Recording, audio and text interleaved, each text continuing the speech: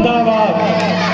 माशाअल्लाह, बहुत ही जोरदार और मजबूत हमारा ये प्रोग्राम हो गया, इसलिए कि एक तरफ प्रमुख साहिबा बैठी हुई है तो दूसरी तरफ बराई पंचायत के नौजवान मुखिया और इनकलाब आफरी मुखिया जनाब राजेंद्र कुमार मंडल हमारे इस मदरसे में हमारे इस प्रोग्राम को देखने के लिए वो नवाडी से तशरीफ लाए हैं। उनका वेलकम करता हूं, उनका इस्तेकबाल करता हूं। बहुत ही अच्छे मौके में आए हैं। हमारे छोटे नन्हे मुन्ने बच्चे मोबाइल का इस्तेमाल किस तरह करते हैं आप अपनी आंखों से देखिए। 1 2 3 स्टार्ट।